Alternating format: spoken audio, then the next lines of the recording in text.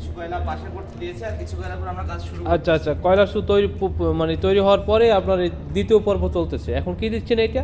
এটা আমরা খাঁচাতে তেল দিয়ে দিচ্ছি যেন মাংসের সাথে লেগে না যায়। আচ্ছা আচ্ছা আচ্ছা, ঠিক আছে। প্রত্যেকটা সরিষার তেল দিয়ে হ্যাঁ, দিচ্ছেন। প্রত্যেকটা শিকে আমরা ভালো করে সরিষার তেল লাগিয়ে নেব ভালোভাবে, যেন মাংসটা এর সাথে ধরে না যায়। হ্যাঁ হ্যাঁ হ্যাঁ হ্যাঁ, পারফেক্ট। তুমি একটু মাংস দাও। হ্যাঁ, নিয়ে আসো বাইজিৎ, মাংস নিয়ে আসো। তেলটা আমরা ভালোভাবে দিয়ে দিলাম। হ্যাঁ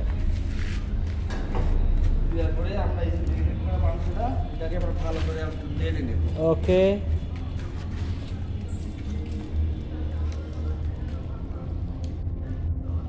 যেন মশলাগুলো ভালোভাবে মাংসের সাথে মিক্সড হয়। পারফেক্ট। আচ্ছা, এটা কতক্ষণ লাগতে পারে এই টোটাল প্রসেস কমপ্লিট? 20 মিনিট। সর্বোচ্চ 20 মিনিট। হ্যাঁ, তার মানে আমরা এই যে মানে 100-200 টাকা বা 300 টাকা করে বারবিকিউগুলো খাচ্ছি, আমরা চাইলে এগুলো নিজে হাতে তৈরি করে নিজে হাতে খেতে পারি। তৈরি করে খেতে পারবো বাসায় আমরা। হ্যাঁ হ্যাঁ।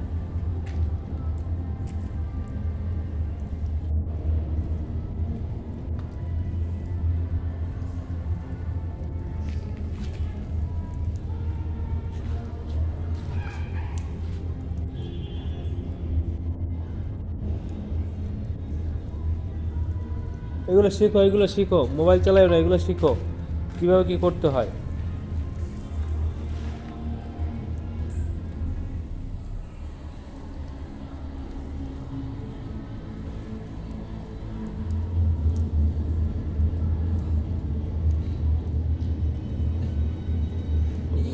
কলিজাটা পড়ে গেল রে। ওইটা দুটোর উপরে দিয়ে দেন, দুটো মাংসের উপরে দিয়ে দেন, তাহলে দুটো মাংস পাশাপাশি করে ওটার উপরে দিয়ে দেন।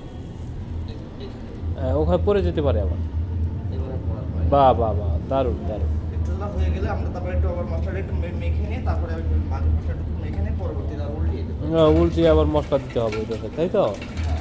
ওকে, এটা হচ্ছে পার্ট 2 আমাদের, তাই তো? হ্যাঁ। এভাবে কতক্ষণ থাকবে? এভাবে 3 থেকে 4 মিনিট থাকার পরে আমরা আবার এটাকে উল্টিয়ে দেবো। উল্টিয়ে দিয়ে তারপরে মশলা দিয়ে দিই। মশলা দিয়ে দেবো। ওকে ওকে, ঠিক আছে।